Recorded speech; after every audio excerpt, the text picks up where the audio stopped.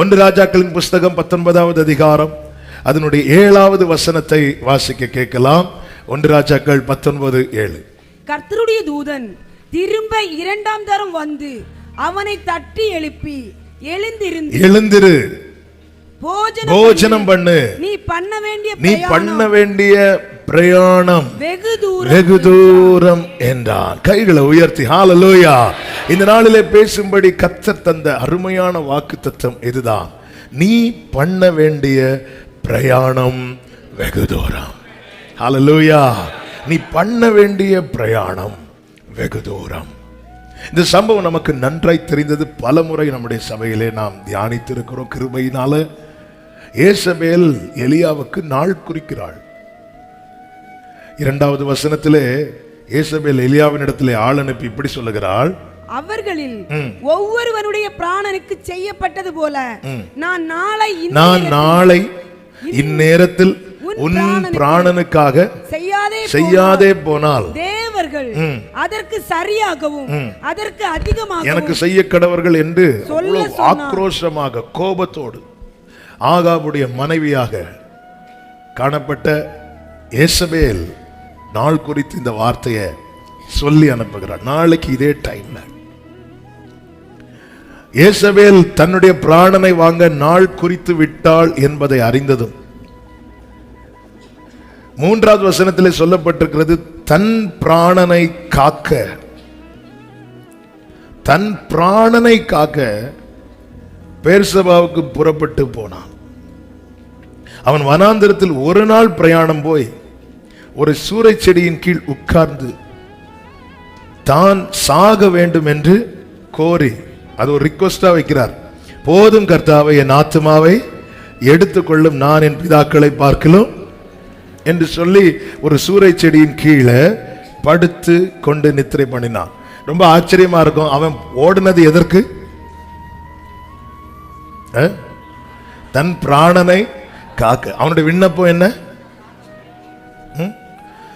நம்ம ஓட்டத்துக்கும் நம்ம விண்ணப்பத்துக்கும் சம்பந்தமே இருக்காது. ஆமா, நீ எதுக்குப்பா ஓடுன? அது பிராணனை காக்க. உனக்கு என்ன செய்யணும் சொல்லு. எனக்கு கொல்லுங்க ஆண்டவரே. நம்முடைய ஓட்டத்துக்கும் நம்ம கேட்கறதுக்கும் சம்பந்தமே இருக்காது. அதனால எலியா நம்மை போல அவன் எப்படி வாழ்ந்துட்டு இருக்கிறான். ஆனா அவன் கேட்கறத பாரு. அவனுக்கு என்ன தேவை? ஆனா அவன் ஜெபத்தை பாரு.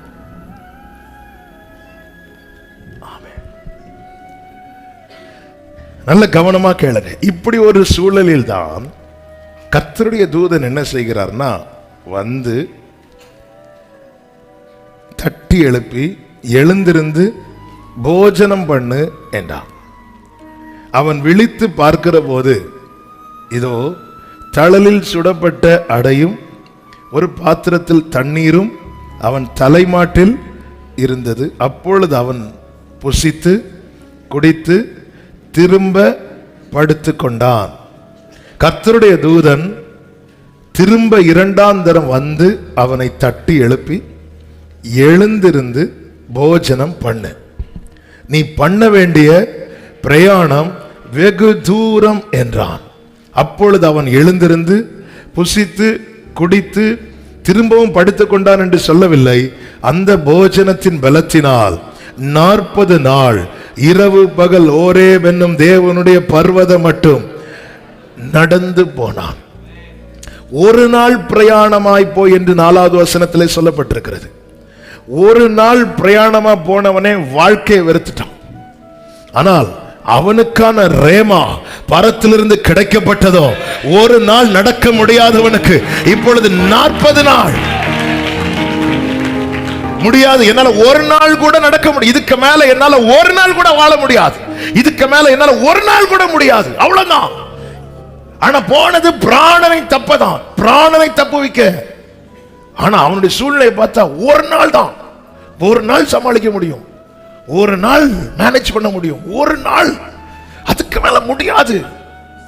அப்பதான் எதுக்கு இப்படி பிராணனை காக்கிறதுக்கு ஓடணும்?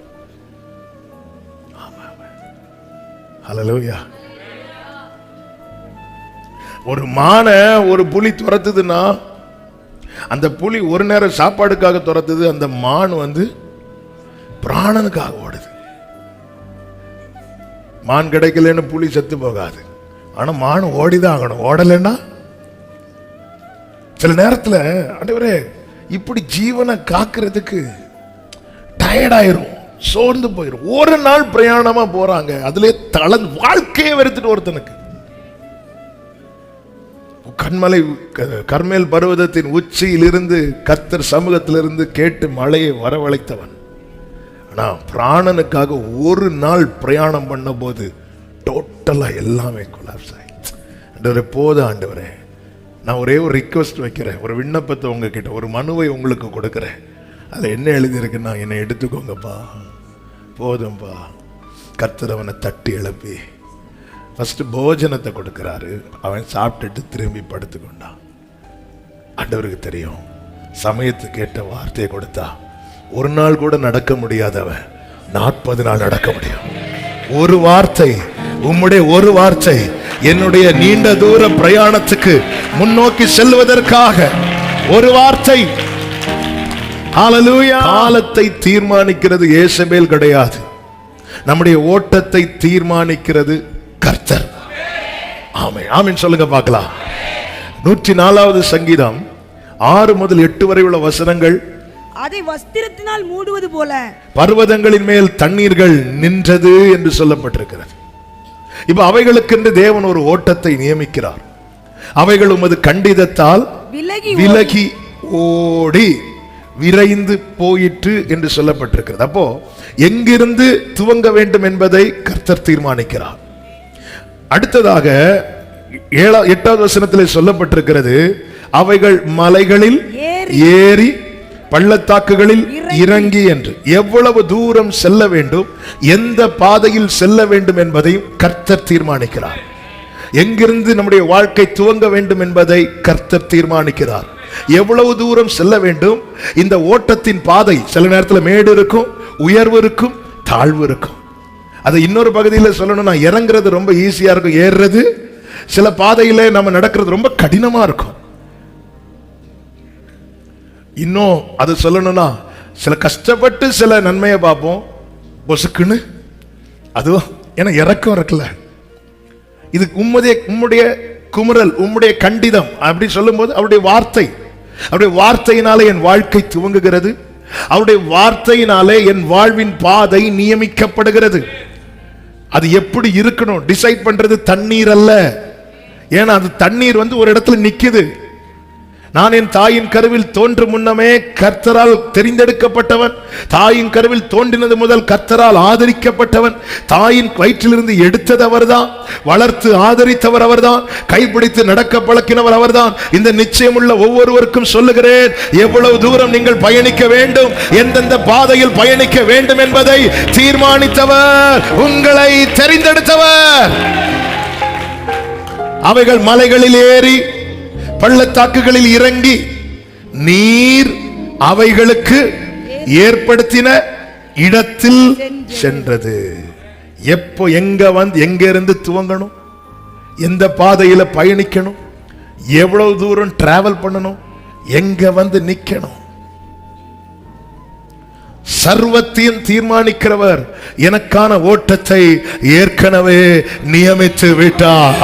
கைகளை உயர்த்தி ஆமென் சொல்லுங்க பார்க்கலாம். என் காலம் முடிந்து போய்விடுமோ, அல்லது அவ்வளவுதான என் ஓட்டம், பயத்தோடு இந்த எலியாவை மாதிரி இந்த பிராணனுக்காக என்னெல்லாம் பாடுபட வேண்டி இருக்கிறது.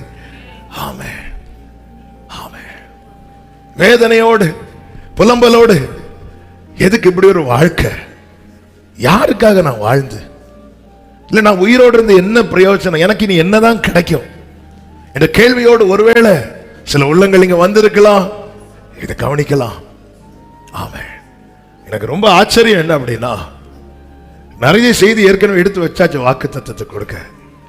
ஆனா ஒவ்வொரு நாளும் சில செய்தி அப்படி மாத்துவார் பாருங்க. ஆமென். யாருக்கோ இந்த வார்த்தை ஆண்டவர் நேற்று இருதயத்தில் போட்டு பேச வச்சுட்டு, வார்த்தை இல்லைன்னா நம்ம கதை ஒரே நாள்ல முடிச்சிடும். வார்த்தை இருந்தா இரவென்ன பகல் என்ன, இந்த தண்ணீர் மலைகளில் ஏறி பள்ளத்தாக்குகளில் இறங்கி அதற்கு ஏற்படுத்தின இடத்திலே நல்ல கைகளை தட்டி நல்ல கவனிங்க. ஒரு வார்த்தையில 40 நாள் 40 நாள். அப்படியே புதிய ஏற்பாட்டுக்கு வந்தீங்கன்னா இயேசு கிறிஸ்து 40 நாள் உபவாசிக்கிறார். அந்த உபவாசிக்கிறதுக்கு முன்னாடி ஒரு வார்த்தை அவருக்கு கொடுக்கப்பட்டது. என்ன வார்த்தை? இவர் என்னுடைய நேசகுமாரன், இவரில் நான் பிரியமா இருக்கிறேன். இப்போ சாத்தா வந்து நீர் தேவனுடைய குமாரனால் இந்த கல்லுகளை அப்பங்களாக. மனுஷன் அப்பத்தினால் மாத்திரமல்ல, தேவனுடைய வாயிலிருந்து புறப்படுகிற ஒவ்வொரு வார்த்தையினாலும். வாழ்க்கையில அவ்வளவுதான் முடிஞ்சுன்னு வரும்போது தேவ பிள்ளையின் தேடல் எதுவா இருக்கணும் தெரியுமா? ஒரு வாக்கு மதி, எனக்கு அது மதியே. ஒரு வாக்கு மதி. ஒரு வார்த்தை இல்லாம புறப்பட்டு தன் பிராணனுக்காக புறப்பட்டவன், வார்த்தை இல்லாம தன் பிராணனுக்காக புறப்பட்டவனால ஒரு நாளை கடக்க முடியல. அவன் படுத்து கொண்டானா. வார்த்தையோடு புறப்பட்டவன் 40 நாள் இரவும் பகலும் டிராவல் பண்ணி கர்த்தருடைய பர்வதத்தில் வந்து நின்றான். அவர்கள் பலத்தின் மேல் பலனடைந்து சீயோனிலே தேவ சந்நிதியில வந்து. காலத்தை குறித்து மனிதர்கள் 1000 பேசலாம். சிலர் பாருங்க, நம்முடைய நெருக்கமான சூழ்நிலையை பார்த்து சொல்லுவாங்க, இவங்க இப்படியே போனா இவங்களே சூசைட் பண்ணிடுவாங்க. மனுஷன் பேசுவான், நிறைய பேசுவாங்க. வேதம் சொல்லுகிறது, காலத்தையும் சமயத்தையும் என் தேவன் மாற்றுகிறவர். ஏசாயா 26வது அதிகாரம் அதனுடைய 15வது வசனத்தில் இப்படி சொல்லப்பட்டிருக்கிறது, இந்த ஜாதியை பெருக பண்ணினீர். கர்த்தாவே, இந்த ஜாதியை பெருக பண்ணினீர், நீர் மகிமைப்பட்டீர். தேசத்தின் எல்லை எல்லாவற்றையும் நெடுந்தூரத்திலே தள்ளி வைத்து. என்ன இந்த வார்த்தை காண்பிக்கிறது? என் வாழ்க்கையில தேவன் சில பெருக்கத்தை தீர்மானிச்சிட்டார், ஆனா எல்லை என்பது ரொம்ப சின்னதா இருக்குது. அவர் என்ன செய்தார்? பெருக்கத்தை குறைக்காம எல்லைய விரிவாக்கிட்டார். என் தேவன் இதை என் வாழ்க்கையில செய்வார். நம்புறவங்க மாத்திரம் நல்ல கைகளை தட்டி ஜீசஸ். 75 வயது ஆபிரகாம் 86வது வயதா இருக்கும் போது அவன் சரீரம் எல்லாம் கொஞ்சம் கொஞ்சமா டவுன் ஆக ஆரம்பிச்சுட்டு, கர்த்தர் என்ன செஞ்சிருக்கணும்? எல்லாம் சின்னதா இருக்கிறதுனால பெருக்கத்தை குறைச்சிருக்கணும். கர்த்தர் பெருக்கத்தை கூட்டுறார். நட்சத்திரத்தை பாருங்கிறார். 75 வயசுல ஆபிரகாமுக்கு வாக்குத்தத்தம். பைபிள் கணக்குப்படி முடியக்கூடிய டைம்ல, ஆனா ஆபிரகாம் 175 வருடங்கள் வாழ்ந்தான் என்று வேதம் சொல்லுகிறது. ஏன் இப்படி 100 வயசுலயே உங்க சரீரம் எல்லாம் செத்து போச்சுலாங்க? இந்த ஜாதியை பெருக பண்ணினீர். ஆண்டவரே, எல்லாம் ஓட்ட முடிகிற டைம் ஆகும்போது இப்ப நீங்க உங்க என்னெல்லாம் செஞ்சுட்டு இருக்கிறீங்க? வெயிட் பண்ண அந்த எல்லைய. இந்த பகல் வேளையில உண்மையா மனசை தொட்டு சொல்லணும், எத்தனையோ இடத்துல அவர் அந்த எல்லையை தள்ளி வச்சதுனாலதான் இன்னும் நான் ஓடிட்டு இருக்கிறேன்னு சொல்றவங்க மாத்திரம் உங்க கைகளை உயர்த்தி அப்படியே ஒரு நிமிஷம் கண்களை மூடி, ஆண்டவரே, என்ன நீங்க மனசுல வச்சிருக்கிறீங்களா? ஆண்டவரே, நீர் மகிமைப்பட, நீர் மகிமைப்பட. அப்படிதான் இருக்காங்க. இந்த ஜாதியை பெருக பண்ணி நீர் மகிமைப்பட்டு, நீர் மகிமைப்பட. என் வாழ்க்கையின் எல்லையை நீங்க தள்ளி வச்சிருக்கிறீங்களாப்பா.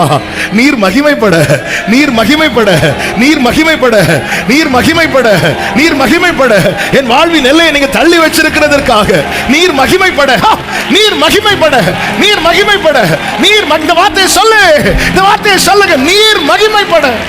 ஏசாயா 51வது அதிகாரம் அதனுடைய 13-14 வசனங்கள்ல இப்படி சொல்லப்பட்டிருக்கிறது, இடுக்கண் செய்கிறவன் அழிக்க ஆயத்தமாய் இருக்கிற போது நீ அவனுடைய உக்கிரத்துக்கு நித்தம் இடைவிடாமல் பயப்படுகிறது. என்ன? இடுக்கண் செய்கிற, உனக்கு தீங்கு செய்யணும்னு நினைக்கிறவன், உன் கதையை முடிக்கணும்னு நினைக்கிறவன், உன்னை அழிக்க ஆயத்தமாகிற போது நீ அவனுடைய உக்கிரத்துக்கு நித்தம் இடைவிடாமல் பயப்படுகிறது. என்ன? அடுத்த வார்த்தை, இடுக்கண் செய்கிறவனுடைய உக்கிரம் எங்கே? ஆண்டவர் ரொம்ப நாளா நினைச்சிட்டு இருக்கால எங்க? அது ஒண்ணு எந்த விதத்துல பாதிச்சது? அடுத்த வார்த்தையில சொல்லப்பட்டிருக்கிறது, ஆமென், சிறைப்பட்டு போனவன் தீவிரமாய் விடுதலையாவான். இனி கவனிங்க, அவன் கிடங்கிலே சாவதும் இல்லை, அவனுடைய அப்பம் குறைபடுவதும் இல்லை. ஆமென், ஹல்லேலூயா. அப்ப எங்க என் கதை முடியணும்னு தீர்மானிக்கிறது ஏசபேல் அல்ல. அவன் கிடங்கிலே சாவதில்லை, தீவிரமாய் விடுதலையாவான். மரணத்தின் திறவுகோல், பாதாளத்தின் திறவுகோலை உடையவர், சதா காலங்களிலும் உயிரோடு இருக்கிறவர். அவர் என் நல்ல மேய்ப்பர், நான் தாழ்ச்சி அடைய விடாதவர். மரண இருளின் பள்ளத்தாக்கில் நடந்தாலும் பொல்லாப்புக்கு பயப்படாதபடிக்கு என்னோடு இருக்கிறவர். குழியில தூக்கி போட்டது யோசேப்பை எதுக்குன்னு? அங்க சாகிறதுக்கு, பயமுறுத்துறதுக்கா? இல்ல, சாகிறதுக்கு. அவன் கிடங்கிலே சாவதில்லை. தீர்மானிக்கிறது கர்த்தருங்க, தீர்மானிக்கிறது கர்த்தர். எனவேதான் தாவீது சொல்லுகிறார், என் காலங்கள் கர்த்தருடைய கையில. இந்த பகல் வேளையில உங்க வலது கரத்தை உயர்த்தி இந்த வார்த்தையை சத்தமா சொல்லுங்க, என் காலங்கள் கர்த்தருடைய கரத்தில் இருக்கிறது, என் காலங்கள் கர்த்தருடைய கரத்தில் இருக்கிறது, என் காலங்கள் கர்த்தருடைய கரத்தில் இருக்கிறது.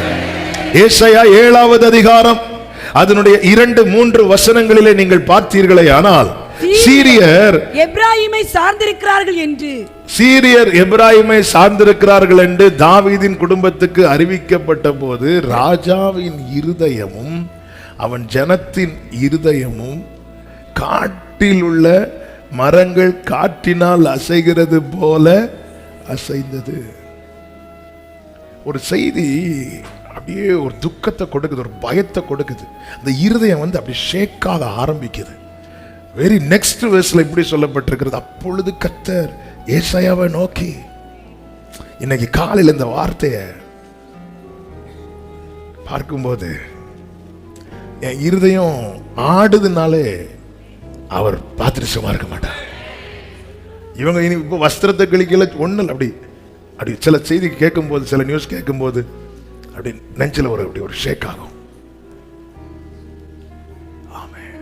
ஆண்டவர் உடனே ஏசாயா, நீ போ, அவனை எதிர்கொண்டு போ, போய் அவனை பார்த்து சொல்லு. 6வது வசனம் 4வது வசனத்துல நீ சொல்லு, நீ அவனை நோக்கி, சீரியர் எப்ராயிமோடும் ரெமலியாவின் மகனோடு உனக்கு விரோதமாய் தூராலோசனை பண்ணி. பாருப்பா, உனக்கு அகேன்ஸ்டா எழும்புற தூராலோசனை எனக்கு தெரியும். நாம் யூதாவுக்கு விரோதமாய் போய் அதை நெருக்கி அதை நமக்குள்ளே பங்கிட்டு கொண்டு அதற்கு தபேயாலின் குமாரனை ராஜாவாக ஏற்படுத்துவோம் என்று அவன் என்ன பிளான் பண்றான், என்ன பேசுறான் தெரியும். ஆனா நீ கேளு, நீ பயப்படாமல் அமர்ந்திருக்க பார். இது நிமித்தம் உன் இருதயம் துவள வேண்டாம். 7வது வசனம், கர்த்தராகிய ஆண்டவர் சொல்லுகிறார், அந்த ஆலோசனை நிலை நிற்பதில்லை, அதன்படி சம்பவிப்பது இல்லை. கைகளை உயர்த்தி சொல்லுங்க, ஏசபேலின் ஆலோசனை நிலை நிற்பதில்லை, அதன்படி சம்பவிப்பதில்லை. சத்ருவின் ஆலோசனை நிலை நிற்பதில்லை, அதன்படி சம்பவிப்பதில்லை. அப்ப எது நடக்கும்? ஏசாயா 14:24 சொல்லப்பட்டிருக்கிறது, நான் நினைத்திருக்கிறபடியே நடக்கும், நான் நிர்ணயித்தபடியே நிலை நிற்கும் என்று சேனைகளின் கர்த்தர் ஆணையிட்டு சொல்லுகிறார். நல்ல கைகளை தட்டி ஹல்லேலூயா. ஏசபேல் என்ன சொல்றா? நாளைக்கு இந்நேரம். கர்த்தாவே நீங்க என்ன சொல்றீங்க? நீ செல்ல வேண்டிய பிரயாணம். ஹல்லேலூயா. அதுக்கு ஓடுறதுக்கு தான் என்ன கொடுக்கிறார்னா வார்த்தை கொடுக்கிறார், கேட்கிறதுக்கு பலனை கொடுக்கிறார், போஜனத்தை கொடுத்து எழும்பி உட்கார வைக்கிறார். ஏன்னா ஒரு நாள் ஃபுல்லா டிராவல் பண்ணி டயர்டாகி படுத்திருக்கிறார். தட்டி எழுப்பி போஜனத்தை கொடுத்தாச்சு, அப்பவும் சாப்பிட்டுட்டு படுக்கிறார். ஏன்னா முன்னோக்கி போய் பிரயோஜனம் இல்லைன்னு தெரிஞ்சிட்டல. நான் எதுக்காக ஓடுறேன்? என் பிராணனுக்காக தானே. இங்க எனக்கு சாப்பாடு கிடைக்கும், நான் அப்படியே உட்கார்ந்துடுறேன். ஒரு நாள் பிரயாணம் பண்ணி போனது பிராணனுக்காக. ஆனால் இப்பொழுது கர்த்தர் ஓட வைக்கிறது ஜீவனுக்காக மட்டுமல்ல, அவனை குறித்த தேவ திட்டங்கள் பெரிதா இருக்கிறது.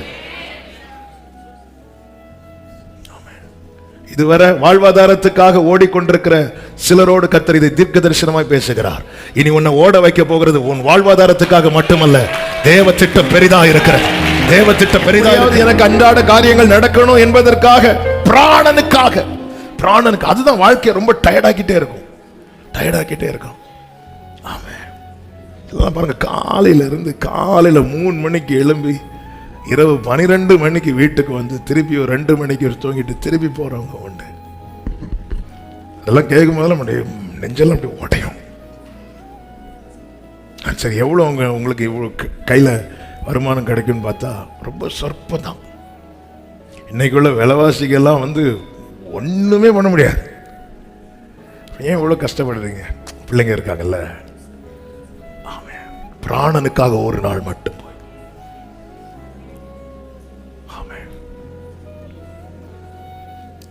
நீ செல்ல வேண்டிய பிரயாணம் வெகு தூரம்.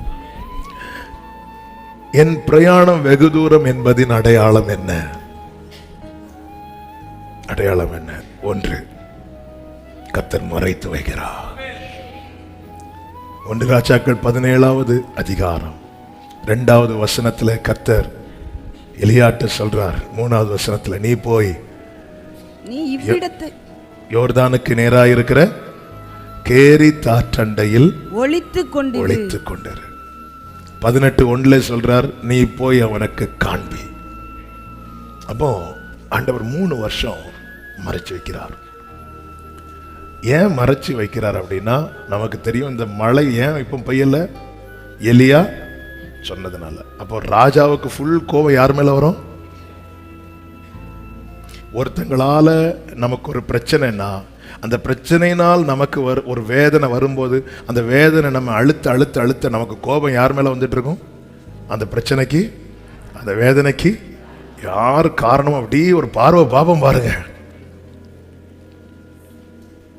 நீ ஒளித்திரு, மறைச்சு வைக்கிறார். தாவீது அந்த ஸ்தானத்துல கொண்டு வந்து நிறுத்தினதே 30 வயசுல தான். ஆனா அவனுடைய 17வது வயசுல இருந்தே அவனை அழிக்கிறதுக்கு சாத்தான் பிளான் பண்ணிட்டான்.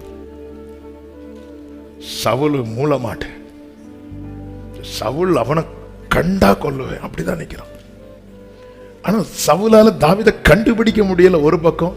இன்னொரு பக்கம் சவுல் பக்கத்துல போய் இருக்க வேண்டிய ஒரு சூழ்நிலை வந்த போதும் 1 சாமுவேல் 26வது அதிகாரம் அதனுடைய 12வது வசனத்துல இப்படி சொல்லப்பட்டிருக்கிறது. தாவீது சவுலின் தலைமாட்டில் இருந்த ஈட்டியையும் தண்ணீர் சொம்பையும் எடுத்துக்கொண்ட பின்பு புறப்பட்டு போனார்கள். அதை ஒருவரும் காணவில்லை, அறியவும் இல்லை. நான் வாசிக்கிறேன்.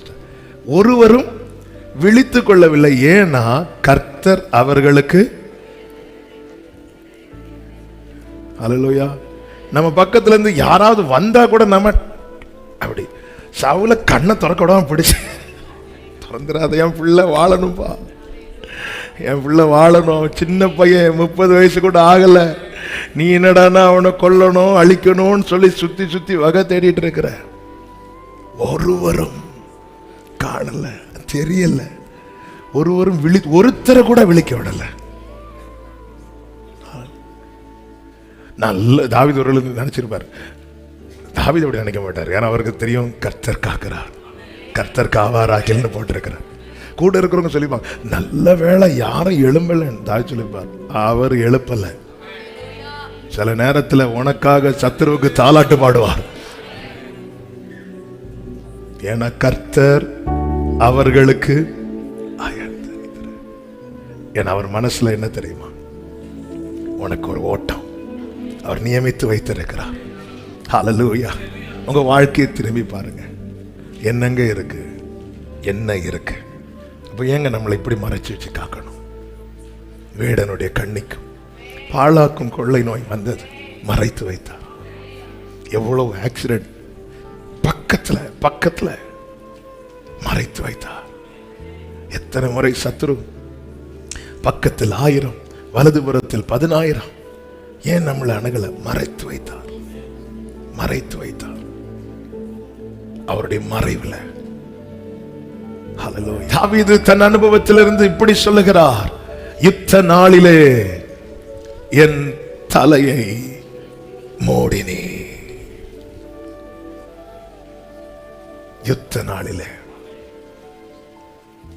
சொல்லுவாங்கல்ல, இந்த ஆளுக்கு தலையை கொண்டு வந்தா இவ்வளவு லட்சம் பரிசு. யுத்த நாளிலே என் தலையை மூடினீர். அதனுடைய 2-3 வசனங்களிலே தாவீது இப்படி சொல்லுகிறார், அவர்கள் தங்கள் இருதயத்தில் பொல்லாப்புகளை சிந்தித்து யுத்தம் செய்ய நாள்தோறும் கூட்டம் கூட்டுறான். யுத்த நாள் என்னைக்குன்னா டெய்லி, அந்த நாள் வரைக்கும் டெய்லி. அடுத்து பாருங்க, சர்ப்பத்தை போல தங்கள் நாவை கூர்மையாக்குகிறார்கள், அவர்கள் உதடுகளின் கீழ் விரியன் பாம்பின் விஷம் இருக்கிறது. எவ்வளவு பிரச்சனைய சிலர் பேசியே சாகடிப்பாங்க, அவ்வளவு வார்த்தை. அந்த அனுபவத்தை சொல்றாரு. அந்த அவங்க பேசுறாங்க பாருங்க, அந்த உதட்டுக்கு கீழே விரியன் பாம்புக்கு. விரியன் பாம்பு கடிச்சுன்னா என்ன ஆகணும்னு நமக்கு தெரியும். பவுல விரியன் பாம்பு கடித்த போது எல்லாரும் என்ன பார்த்துட்டு இருக்கிறாங்க? இப்ப வீங்கி செத்துருவான், இப்ப செத்துருவான். சில பேச்சுக்கள் என்னெல்லாம் சின்ன 30 வயசுக்குள்ள தாவீது. ஆனா அந்த விஷம் ஏன் உள்ள ஏறல? இல்லைன்னா அதான் சொல்ல, அநேகர் சொல்லும் அவதூறை என்னெல்லாமோ பேசினாங்க, என்னெல்லாமோ பேசினாங்க. எப்படியெல்லாம் சபிக்க முடியுமோ சபிச்சாங்க. நீ எல்லாம் எப்படி வாழ, ஒருவேளை சோத்துக்கு நீ என்ன செய்ய போற, இப்படியெல்லாம் கேட்டவங்க இருப்பாங்க. யுத்த நாளில் என் தலையை மூடினே. 5வது வசனத்திலே தாவீது சொல்லுகிறார், அகங்காரிகள் எனக்கு கண்ணியையும் கயிறுகளையும் மறைவாய் வைக்கிறார்கள், வழியோரத்திலே வலையை விரித்து எனக்கு சுருக்குகளை வைக்கிறார்கள். வழியோரம்னா எனக்கான பாதையில் என்ன போக விடாதபடிக்கு கண்ணிகள், கயிறுகள், சுருக்குகள். யுத்த நாளிலே என் தலையை மூடி. நேரம் போகிறதுனால கொஞ்சம் வேகமா சொல்லி முடிக்கிறேன். நம்முடைய பிரயாணம் வெகு தூரம் என்பதின் அடையாளம் என்ன? சத்துருவை சேர விடவில்லை. இந்த ஏசபேல் அதுக்கப்புறம் எலியா கிட்ட சேரவே விடல, நெருங்க விடல, சேர விடல. எகிப்திலிருந்து புறப்பட்ட இஸ்ரவேல் ஜனங்கள் எகிப்திலிருந்து வெளியே வராங்க. அவர்களை பிடிக்கும்படிக்கு பார்வோன் தன் சேனைகளை அழைத்து கொண்டு வருகிறான். வேதம் சொல்லுகிறது, முன்னாக இருந்த மேகஸ்தம்பம், யாத்திராகமம் 14:20 முன்னாக இருந்த மேகஸ்தம்பம் விலகி பின்னாக வந்து அவர்கள் எகிப்தின் சேனை, அது என்ன செய்தான், இஸ்ரவேலின் சேனையையும் எகிப்தியரின் சேனையையும் ராம் முழுதும் ஒன்றோடொன்று சேராதபடிக்கு. ஏன் சேர விடலன்னா, செல்ல வேண்டிய பிரயாணம் வெகு தூரம்.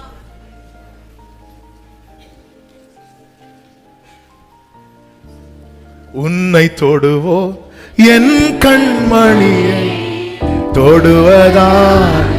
இதெல்லாம் எதுக்கு சொல்றோம்? பாயிண்ட்டுக்கு இல்ல, நம்ம லைஃப் திரும்பி பார்க்கணும். வந்தது பிரச்சனை, வந்துச்சு, பிரச்சனை இல்லைன்னு சத்ருவின் ஆரவாரத்தை கேட்டேன். ஆனா நான் இன்னைக்கு நிக்க காரணம் என்ன சேர விடல, என்ன சேர விடல. என் தேவன் பாதுகாத்தார். இல்லைன்னா எப்படிங்க?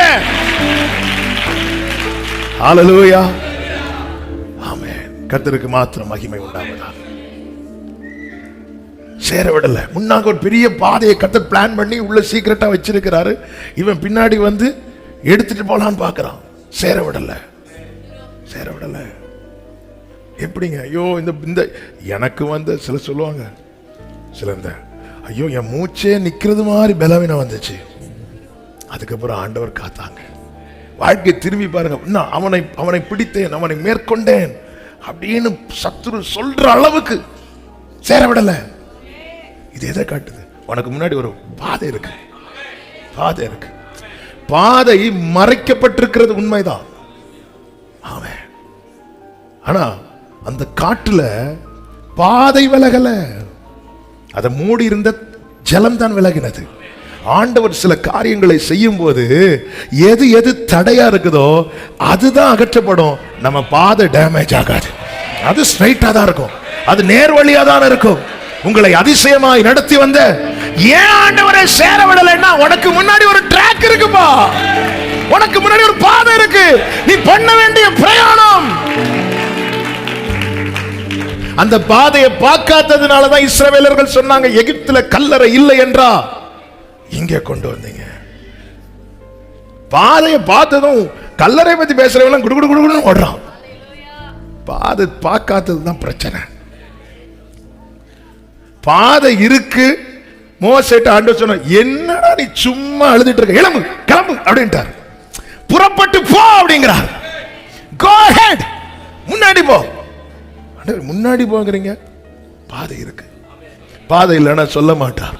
பாதை இல்லைன்னா மோசைக்கு ஓட்ட முடியும் போது வாண்டார், போன்னு சொல்லல, வாண்டார். அவருக்கு தெரியும் இன்னும் சத்துருவை சேர விடாம கிருபையை பாதுகாத்து வருகிறார்னா, என் முன்னாடி சமுத்திரம் அதை மறைத்திருந்தாலும் கர்த்தர் எனக்கு ஒரு பாதையை வைத்திருக்கிறார். ஆமென் சொல்லுங்க. செல்ல வேண்டிய பிரயாணம் வெகு தூரம் என்பதின் அடித்தடையாளம் என்ன தெரியுமா? அவர் பலப்படுத்துவார், பலப்படுத்துவார். 1 ராஜாக்கள் 19வது அதிகாரம் அதனுடைய 8வது வசனத்தை வாசிக்க கேட்கலாம். அப்பொழுது அவன் எழுந்திருந்து புசித்து குடித்து அந்த போஜனத்தின் பலத்தினால் 40 நாள் இரவு பகல் ஓரப்பெண்ணும் போஜனத்தின் பலத்தை கொடுக்கிறார், பலத்தை கொடுக்கிறார், பலத்தை கொடுக்கிறார். தளர்ந்த நேரம், திடனற்ற நேரத்தில் எல்லாம் வார்த்தையாகிய மன்னாவை தந்து கர்த்தர் பலப்படுத்துறாருன்னா புரிஞ்சுக்கோங்க, பண்ண வேண்டிய பிரயாணம். கைகளை தட்டி ஆண்டவருக்கு மகிமை. ஹalleluya. வார்த்தையை தந்து பலப்படுத்துறாருனாலே பண்ண வேண்டிய பிரயாணம். ஹalleluya, ஹalleluya, ஹalleluya. இயேசுவை, அதாவது இதெல்லாம் எதுக்கு சொல்றேன்னா, நம்ம லைஃபை வச்சு பாருங்க, லைஃபை வச்சு பாருங்க. நமக்கு அந்த பாதையை சிவந்த சமுத்திரம் மூடி இருக்கிறதுனால நம்ம வந்து இஸ்ரவேல் ஜனங்களை மாதிரி அதுல இருந்து அப்படியே தூக்கி இங்க கொண்டு வந்து இங்கயா, நமக்கு பாதை தெரியாததுனால. ஆனா இன்னைக்கு கத்து தருகிற வார்த்தை அதுதான். நீ வார்த்தை கேளு, வார்த்தையை கேளு. பண்ண வேண்டிய பிரயாணம் வெகு தூரம். எத்தனை முறை தளர்ந்து சிலர் வருவாங்க, சிலர் வருவாங்க திடீர்னு வந்துட்டு வெளியே நிற்கும், சிலர் நிற்கும் முடிச்சுட்டு உங்ககிட்ட கொஞ்சம் நான் பேசணுமா, சரி நீங்க வாங்க. ஆராதனை முடிச்சுட்டு ஏதோ பேசணும்னு சொன்னீங்க, இல்லை இல்லை ஆண்டவர் பேசிட்டாங்க நான் போறேன். அதான் ஆராதனை முடிச்சுட்டு பேசுங்கன்னு சொல்றது. நாம் பேசி எஃபெக்ட் இருக்காது. இங்க இருந்து ஒரு வார்த்தை வந்தா 100% தெரியும், அது ஏதோ ஒண்ணு கண்டிப்பா ஆண்டவர் சமூகத்துல இருந்து ஆண்டவர் பலப்படுத்துறாருனாலே. எதுக்குங்க பலப்படுத்து, எதுக்குங்க பலப்படுத்து? இல்லைன்னா வந்து ஏசாயாவை மாதிரி ஆள் அனுப்பி சொல்லுவார், உன் வீட்டு காரியத்தை ஒழுங்குபடுது. அவன் பலனால்ட்டு இது கொண்டு வந்து அவர், அதாவது நம்ம கூட பேசுறாருன்னா நம்ம இருதயத்துக்கு தெரியும், தெரியும், அது தட்டும், கொழுந்து விட்டு எரியும். அதான் எனக்கான ரேமா. செய்தி கேட்க நல்லா இருக்கும், எல்லாம் நல்லா இருக்கும். ஆனா என் கூட பேசுறாருன்னா நல்லா தெரியும், நல்லா தெரியும். என் சிந்தை அதுவரை வேற எங்கேயா போயிட்டு இருக்கும்.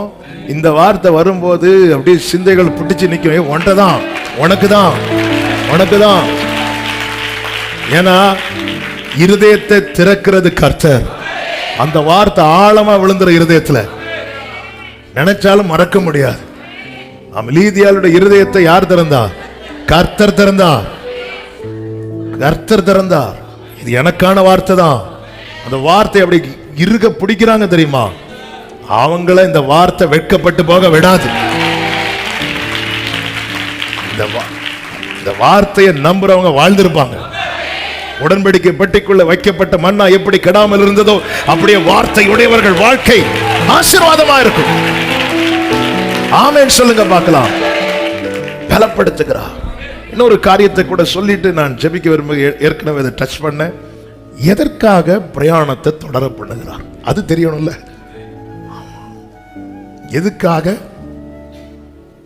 இந்த அப்பா வந்து ஒரு அடக்காராதனை நடத்திவிட்டு ஒரு ஸ்தோத்திர கூட்டம் வச்சிருக்கிறாங்க. அதில் அப்பா நானும் கூட போகிறேன். அப்போ அப்பா சும்மா அங்கே நிறைய பேர் இருக்கிறாங்க, தேவனை அறியாதவங்க எல்லாம் இருக்கிறதுனால அப்பா அப்படி காஸ்பல் டச் பண்ணுறதுக்காக சும்மா அப்படி கேட்டான். மனுஷன் ஏன் மறிக்கிறான் அப்படின்னு சொல்லிட்டு ஒரு கேள்வி வைக்கிறாங்க. சரி, அந்த மனுஷன் ஏன் மறிக்கிறான், சரி விட்டுருங்க. அந்த கேள்வி வச்சோடனே ஒரு சகோதரி, பூமியின் பாரம் குறைய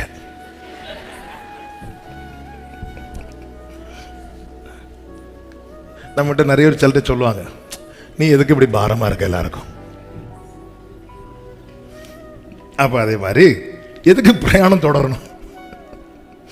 ஆண்டவரே பிரயாணம், நீ இவ்வளவு நாள் வாழ்ந்து என்ன சாதித்த, எதுக்கு பிரயாணம் தொடரணும்? முதல் காரியம், என் மேல போடப்பட்ட வாக்கு தத்துவம் இன்னும் நிறைவேறணும்.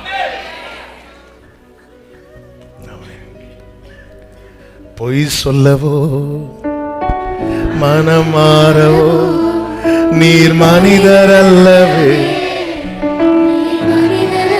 குழியில யோசேப்பை தூக்கி போட்டாங்க, அங்க இருந்து அவன் பிரயாணம் துவங்கினது. பிரயாணம் முடியல, பிரயாணம் தொடர்ந்தது. உண்மையில யோசேப்பு ஓடி வரான், அண்ணன்களை பார்க்க போறான், அப்பா கொடுத்த பெஸ்ட் ட்ரெஸ்ஸை போட்டுட்டு வரான்.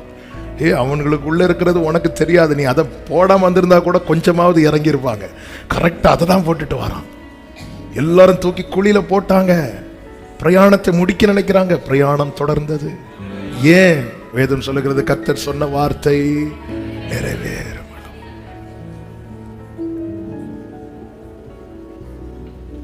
என் ஓட்டத்தில் ஆமென் நேசித்தவர். ஆமென் ஆமென் ஆமென். நல்ல உற்சாகமா இருக்கிறீங்க. கர்த்தர் உங்களை ஆசீர்வதிப்பார். அப்படி சாயங்காலம் வரல போயிடலாம் தான் நினைக்கிறேன். ஆமென். லூக்கா 2வது அதிகாரம் 26வது வசனத்தில் சொல்லப்பட்டிருக்கிறது. ஆமென். கர்த்தராகிய கிறிஸ்துவை காணும் முன், லூக்கா 2:26, கர்த்தருடைய கிறிஸ்துவை நீ காணும் முன்னே மரணமடைய மாட்டாய் என்று பரிசுத்த ஆவியினாலே அவனுக்கு உனக்கு கொடுக்கப்பட்டதை நீ காணும் முன்னமே மரணம் அடைய மாட்டாய். ஏன்னா வார்த்தை கொடுத்தவர் யாரு? பரிசுத்த ஆவியானவர். அதனாலதான் வேதத்தில் சொல்லப்பட்டிருக்கு, நான் உன் வாயிலே என் வார்த்தையை அருளி என் கரத்தின் நிழலினாலே உன்னை. வார்த்தை யார் மேல இருக்கோ அவங்க மேல பாதுகாப்பு இருக்கு. வார்த்தை நிறைவேறும், வார்த்தை நிறைவேறும். இரண்டாவது, எதுக்காக தேவன் பிரயாணத்தை தொடர பண்ணுகிறார் தெரியுமா? தேவனுடைய காரியத்துக்காக. தேவனுடைய காரியத்துக்காக. இந்த எலியாவை கர்மேல் பர்வதத்தில் வரவழைத்து கர்த்தர் சொல்லுகிறார் 15வது வசனத்துல, 1 ராஜாக்கள் 19:15, அப்பொழுது கர்த்தர் அவனை பார்த்து, நீ தமஸ்குக்கு வழியாய் வனாந்திரத்துக்கு திரும்பி போய் ஆசகேலை சீரியாவின் ராஜாவாக அபிஷேகம் பண்ணு, எலிசாவை அபிஷேகம் பண்ணு. இப்படி எல்லாம் ஆண்டவர் தம்முடைய காரியத்துக்காக எலியாவை வைக்கிறார். தம்முடைய காரியத்துக்காக கர்த்தர் நமக்கு ஒரு ஓட்டத்தை துவங்க வைக்கிறார்னா, அவருடைய மோசேக்கு 80 வயசுல ஓட்ட முடிகிற காரிய இடத்துல கர்த்தர் ஒரு பிரயாணத்தை இன்னொரு 40 வருஷம் கூட்டி கொடுக்கிறார். எதுக்கு தெரியுமா? அவருடைய காரியத்துக்காக. அவருடைய காரியத்துக்காக. அது போகாம கொஞ்சம் அப்படி இருக்கும்போது ஆண்டவர் கோவம் மோசையை வழியில கொல்ல பார்த்தாருன்னு இருக்கும். உனக்கு நான் உயிரோட வாழ வச்சது என் காரியத்துக்காக. வீட்டில் போய் மனைவிட்ட டிஸ்கஸ் பண்ணிருப்பாங்க. ஏற்கனவே குழந்தை பிறக்கும் போதே டிஸ்கஷன் போயிருக்கும். இஸ்ரவேல் பிரமாணத்தின்படி என்ன செய்யணும்? விருத்த சேதனம் பண்ணணும். அதெல்லாம் பண்ண முடியாப்பா அப்படின்னு சொல்லிட்டு கொஞ்ச நேரம் திருப்பியும் போய் சொல்லியிருப்பாரு. திருப்பியும் ஏதாவது சத்தம் போட்டிருக்கோம். ஆண்டவர் வழியில கொல்ல பார்த்தார். மனைவிகளே, உங்கள் புருஷர்களுக்கு நீங்களே உத்தரவாதிகள். கர்த்தர் உங்களை ஆசீர்வதிப்பாராக. கர்த்தருக்கு மகிமை உண்டாகட்டும். இப்பதான் எல்லாரும் முகத்துல கொஞ்சம் அப்படி சிரிப்பு வருது.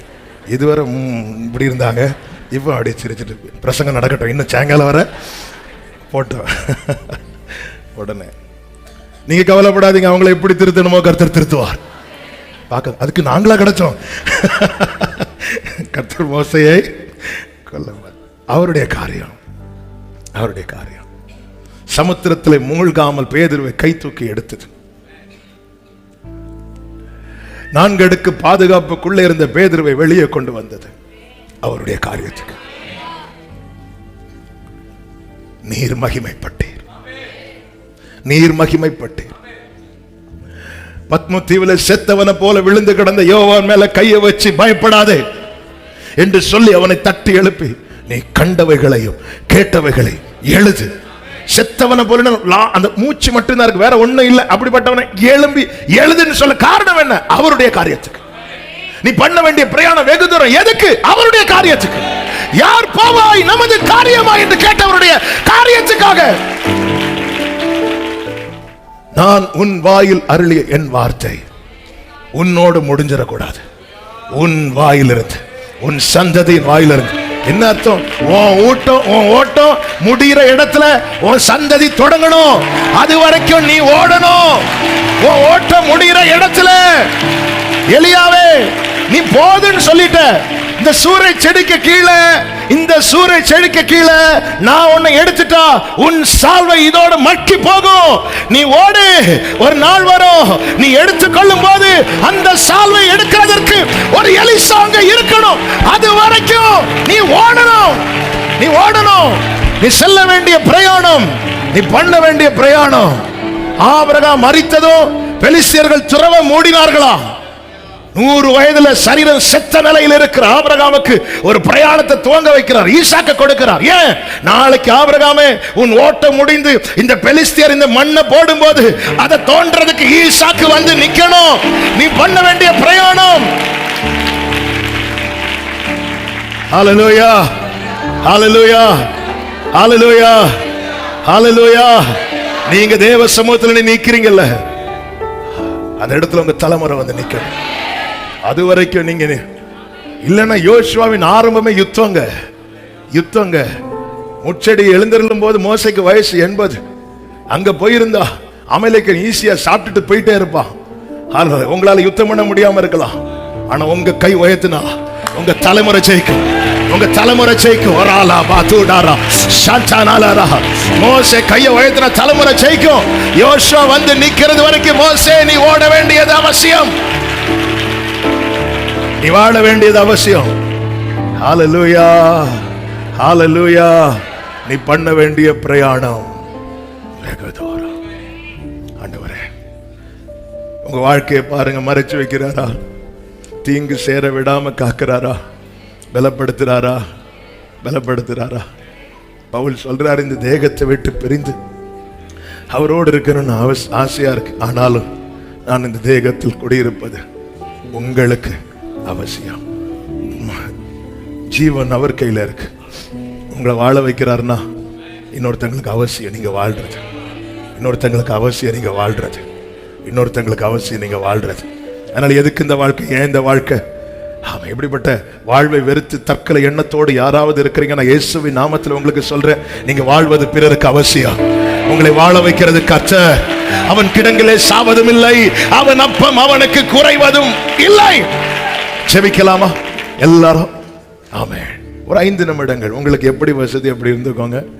இந்த வார்த்தையை நீங்க உங்க முன்னாடி வச்சு முடிஞ்ச அந்த பைபிள்ல 1 ராஜாக்கள் 19 நெஞ்சோடு சேர்த்து வச்சு, பிராணனுக்காய் ஓடிக்கொண்டிருந்தவனை தேவராஜ்யத்துக்காய் ஓட வைத்தவரே, பிராணனுக்காக ஒரு நாள் கூட ஓட முடியாதவனை தேவராஜ்யத்துக்காய் 40 நாட்கள் ஓட வைத்தார். இரவு பகல். நீங்க இப்ப கொஞ்ச நேரம் பேசுங்க. இந்த வார்த்தை எப்படியெல்லாம் உங்களுக்குள்ள ஊழியம் செஞ்சதுன்னு எனக்கு தெரியல, எனக்கு தெரியல. ஆனா நிச்சயமாய் ஆவியானவர் பலமாய் கிரியை செய்தது என் ஆவியில நான் அதிகமாய் உணர்ந்தேன். ஆமென். ஆண்டவர்ட்ட நீங்க பேசுங்க, பேசுங்க.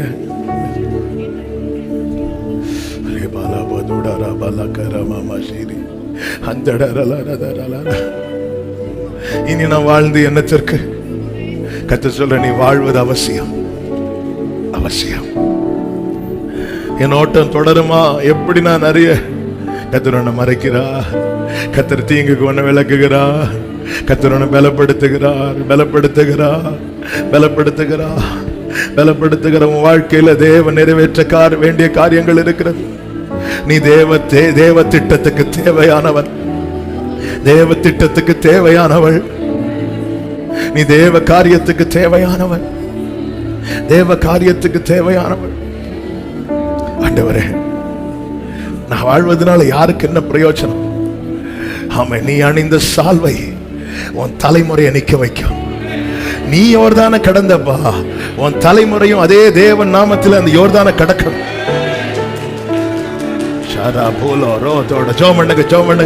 கர்த்தர் இடைபடுகிறார், கர்த்தர் இடைபடுகிறார், கர்த்தர் இடைபடுகிறார். இந்த வார்த்தை என்கிற சால்வை ஒவ்வொருவர் மேல, ஓ ரிபாலா சூடாரா, வார்த்தை என்னும் சால்வை உங்க மேல விழுவதாக விழுவதாக விழுவதாக விழுவதாக விழுவதாக விழுவதாக விழுவதாக விழுவதாக விழுவதாக. வார்த்தை என்னும் சால்வை, ஓ சூறை செடிக்கு கீழே இந்த சால்வை மட்கக்கூடாது, சூறை செடிக்கு கீழே இந்த சால்வை நாசமாயிடக்கூடாது. எழுந்து புறப்படு, நீ பண்ண வேண்டிய பிரயாணம், நீ பண்ண வேண்டிய பிரயாணம் வெகு தூரம், வெகு தூரம், வெகு தூரம், வெகு தூரம்.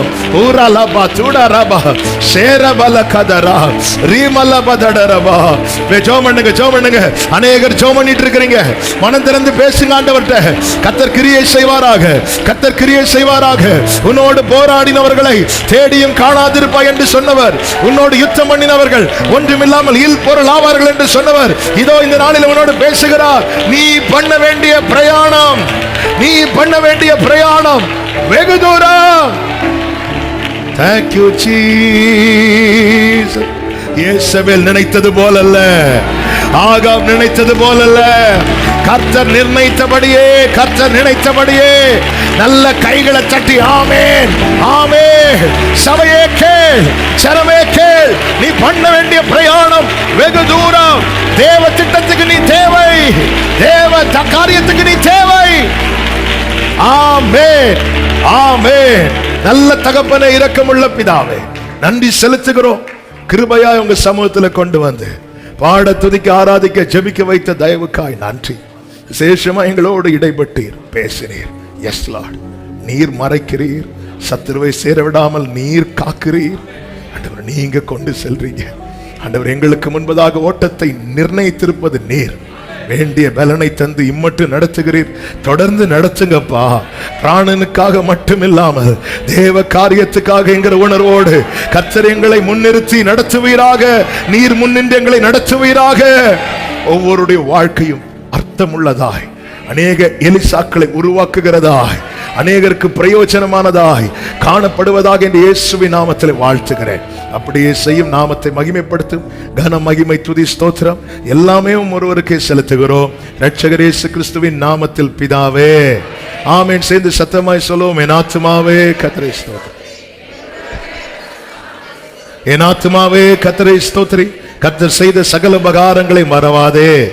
ஆமென். நம்முடைய கர்த்தராகிய இயேசு கிறிஸ்துவின் கிருபையும் பிதாவாகிய தேவனுடைய அன்பும் பரிசுத்த ஆவியானவருடைய ஐக்கியமும் சிநேகமும் பாதுகாவலும் நம் அனைவரோடும் எல்லா பரிசுத்தவான்களோடும் கர்த்தருடைய வருகை மட்டும் தங்கியிருப்பதாக. ஆமென். ஹல்லேலூயா. God bless you. கர்த்தர் உங்களை ஆசீர்வதிப்பார்.